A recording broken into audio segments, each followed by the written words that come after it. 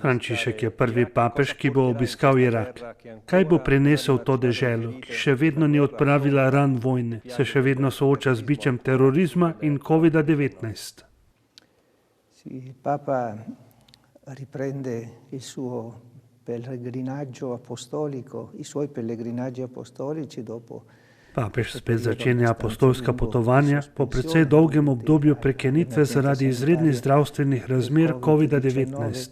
E lo riprende volgendo l'attenzione verso un paese particolarmente sofferente, ecco, un paese. Začenja jih tako, da svojo pozornost usmerja na posebej trpečo državo, na državo, ki na svojem telesu nosi rane vojne, terorizma, nasilja in spopadov. E quindi il Papa vuole manifestare una particolare attenzione, una particolare vicinanza. Papež torej želi pokazati posebno pozornost, posebno bližino tej državi, Iraku. Cilj in pomen tega potovanja je ravno pokazati papeževo bližino Iraku in Iračanom. E lanciare un messaggio mi pare importante, e cioè che in poslati pomembno sporočilo, da je treba sodelovati, da je treba stopiti skupaj, da bi obnovili državo, da bi ozdravili te rane in da bi začeli novo obdobje. Pred 3 leti ste ob obisku Iraka rekli: kristjani in muslimani so poklicani, da razsvetlijo temo strahu in nesmisla. Kakšen pomen imajo te besede tik pred papeževim potovanjem? Credo che queste parole conservano tutta la loro attualità. Ecco, ricordo appunto di averle pronunciate. Mislim, da te besede ohranjajo vso aktualnost. Spomnim se, da sem jih povedal v kontekstu, ki je bil tudi vesel, saj je bila božična noč v Kaldejski katedrali v Bagdadu, ki je bila polna ljudi, polna petja in polna svetlobe, kljub mračnemu ozračju, ki je bilo zunaj. Mislim, da ohranjajo svojo aktualnost. Predvsem so v sozvočju s tem, kar je moto potovanja svetega očeta. Vi vsi ste bratje. To bratstvo pa se rojeva iz dejstva, da smo otroci istega očeta.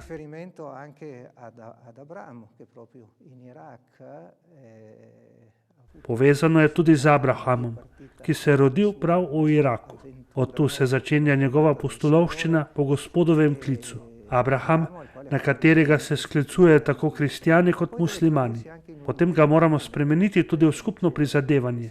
Zato sem rekel, da so skupaj poklicani, da bi bili luč v temi in bi razpršili temine, veliko temin, ki so bile tam pred 2 letoma in so, čeprav so si prizadevali, da bi jih premagali, v veliki meri še vedno ostale. Gre za zelo intenziven 4-dnevni obisk. Papež bo objel krajevno cerkev na medverskem srečanju ravno v Uru, Abrahamovem mestu. Obiskal bo kraje preganjanja, mučeništva in obnove. Kaj je središče tega potovanja? Ma io credo che il centro sta proprio nel fatto che il Papa vuole lanciare un messaggio verso il futuro. Središče je ravno v dejstvu, da papež želi poslati sporočilo v smeri prihodnosti. To je središče. So stanja in resničnosti, ki doživljajo določeno trpljenje. Prav posebej tam, kjer so bila preganjanja, mučeništvo.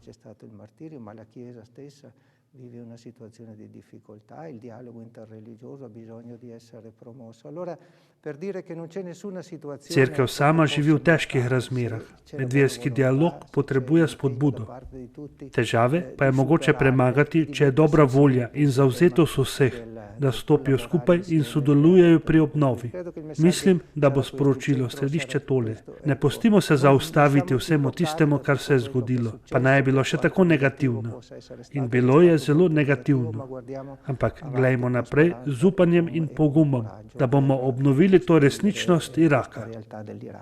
Qual è il significato dell'incontro tra il Papa? Kakšen pomen ima srečanje z velikim ajatolo Al-Sistanijem? Še en steber za most bratstva? Sì, credo certamente di sì, anche tenendo conto che Al-Sistani è una delle personalità più simboliche, più significative, diciamo, del mondo. Da, vsekakor verjamem, da ja. Tudi ob upoštevanju, da je Al-Sistani ena najbolj simboličnih, najbolj pomembnih osebnosti v šiitskem svetu. In potem ob upoštevanju, da se je al-Sistani vedno izrekel za mirno sožitje znotraj Iraka, ko je dejal, da so vse etnične in verske skupine del države.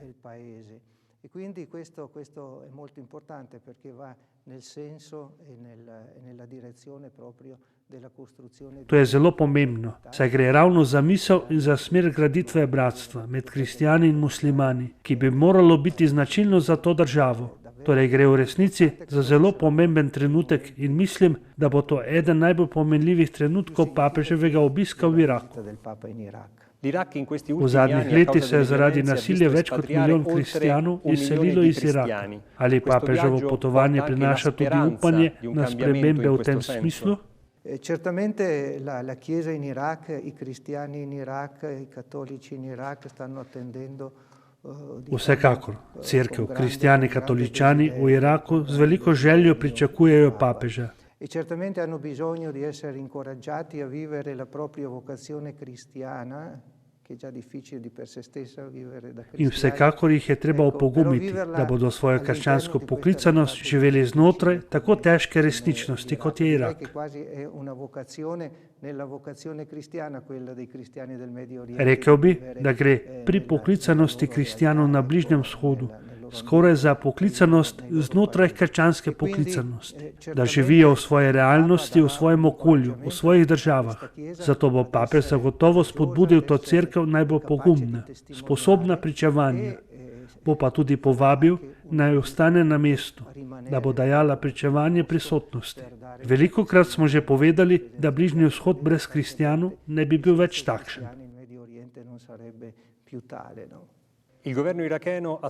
Iraška vlada je to potovanje pozdravila kot sporočilo miru. Kako po tolikih letih rušenja in nasilja graditi stabilnost, dialog in sožitje? To je velik izziv, na katerega seveda skuša odgovoriti vlada in celotna družba. Andiamo sempre nel solito senso, il senso dell'unità. Ecco, bisogna mettersi insieme, bisogna collaborare. Skuša dati odgovor. Vrnimo se k temu, kar smo rekli, oziroma k edinosti. Treba je stopiti skupaj in sodelovati. Da bi stopili skupaj za sodelovanje, da bi gradili to enotnost, sta seveda potrebna odpuščanje in sprava. Preseči je treba preteklost, gledati naprej v tej novi in pozitivni smeri. Istočasno pa je potem treba sprejeti ukrepe, naprimer proti sektaštvu, ki je žal še vedno značilno za številne frakcije v družbi.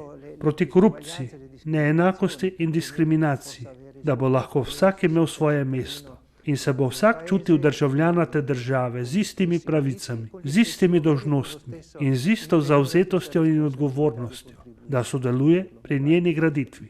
Zdi se mi, da bi to morale biti glavne poti pri poskusu obnove države in da bi se to zgodilo v znamenju bratstva. Vi vsi ste bratje, je moto, pod katerim poteka to papeževo potovanje.